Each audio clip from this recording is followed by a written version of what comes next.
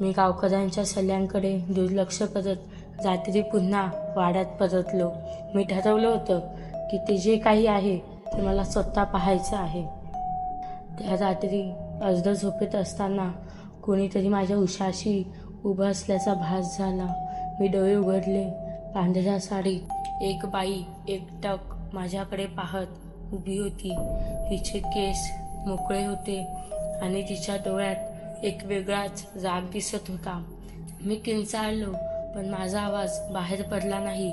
ती जवळ येत होती आणि मी हालचाल करू शकत नव्हतो. तेवढ्यात एका झटक्यात जागा झालो. खोलीत कोणीच नव्हतं, पण वातावरण जड झालं होतं. मी वाड्यातून बाहेर पडून गावात परतलो.